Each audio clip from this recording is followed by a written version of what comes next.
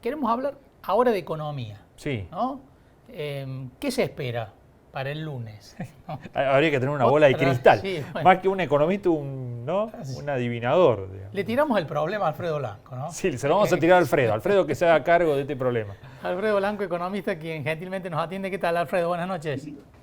¿Qué tal? ¿Cómo les va? Buenas noches. ¿Me escuchan bien? Sí, Sí, perfecto. perfecto. Gracias por Ok. estar allí. Pavada de problema le tiramos, ¿no? ¿Qué va a pasar el lunes, Alfredo? Bueno, la primera aclaración, no quiero decepcionarlos, no tengo la bola de cristal.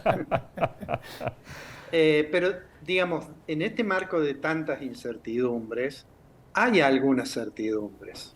Yo diría, está claro que va a haber alguna decisión en materia fiscal que va a significar intentar ordenar las cuentas fiscales y reducir el déficit del sector público.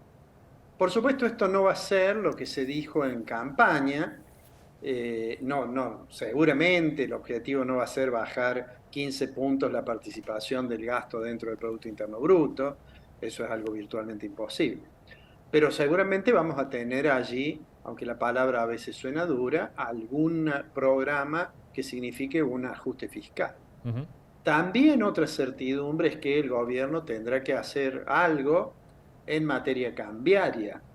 Hay mucha expectativa de que va a haber una modificación de tipo de cambio. De nuevo, no vamos a estar en lo que se habló en campaña de sustituir la moneda doméstica por el dólar y dolarizar, se le llamó a la economía.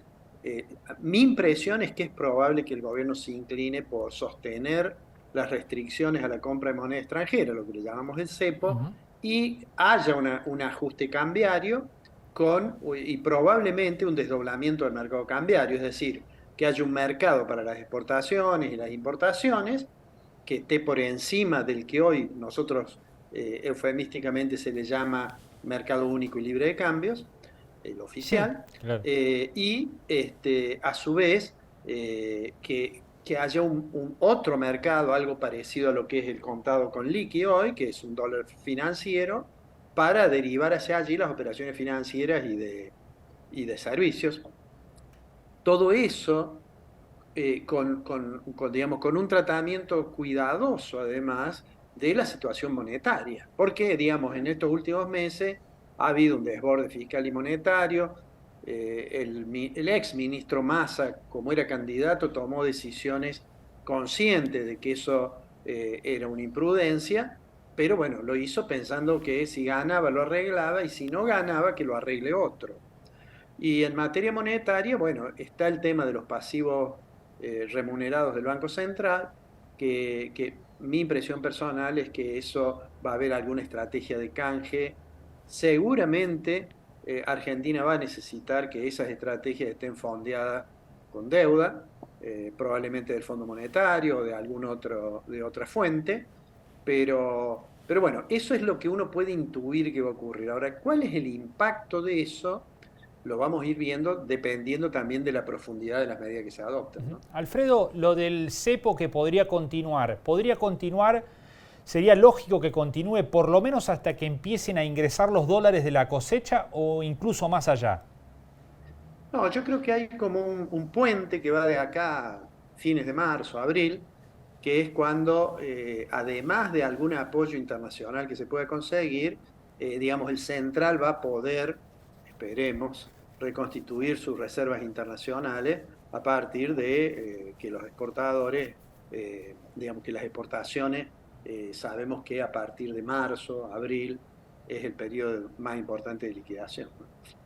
Alfredo, se habla de dos cuestiones diferentes, se proyectan, ¿no? Por un lado se habla de una política de shock, de cortar los gastos, de cortar el déficit, que siempre se ha dicho que es una condición indispensable para cortar la evolución ascendente que tiene la inflación. Pero a la par que se habla del shock por ese lado, se habla de una inflación proyectada el año que viene de hasta el 350%. ¿Por qué un shock por un lado y por el otro lado un salto inflacionario? Bueno, primero porque no es tan fácil la reducción del gasto público.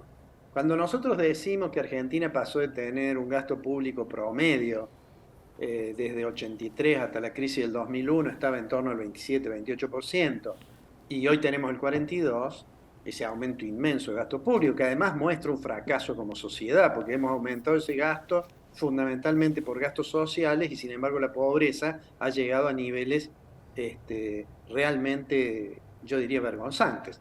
Pero digo, por un lado está ese problema. Por otro lado, la inflación ya está generando un ajuste.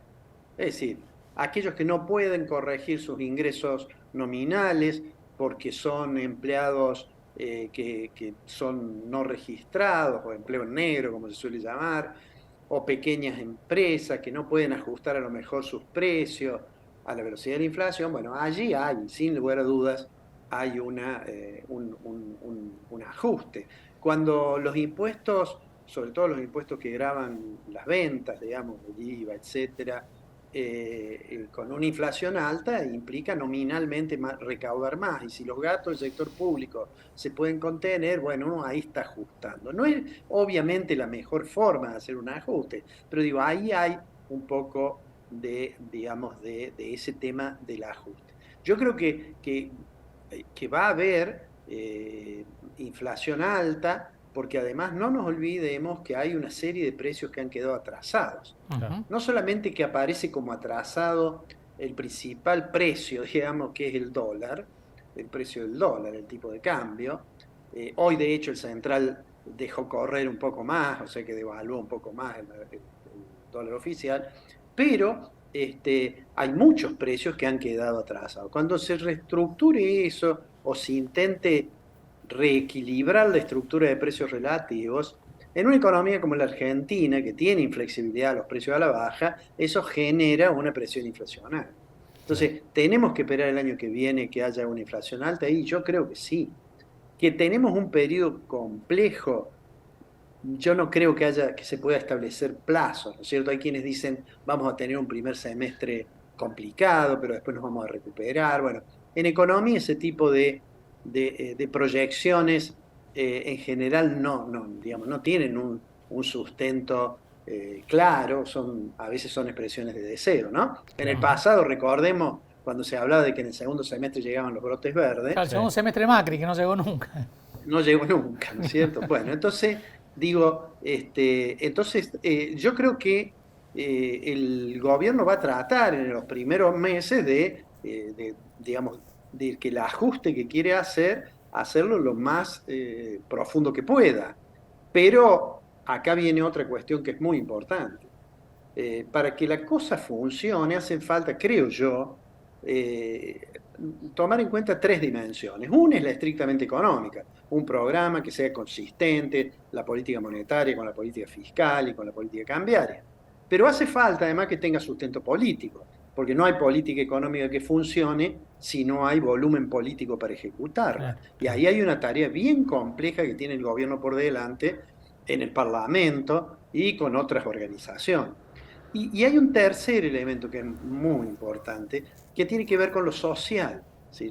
Esto de que tenemos un porcentaje tan elevado de la población en condiciones de pobreza, digamos, el gobierno tiene que tener claro que no solamente porque yo digo hay un imperativo moral de preocuparse de la gente más vulnerable, sino porque además, si no se toma en cuenta adecuadamente los impactos sociales, bueno, el programa puede perder sustentabilidad. Entonces hace falta un programa económico, sustentabilidad política y sustentabilidad social, tres condiciones que son necesarias, pero ninguna de ellas individualmente es suficiente.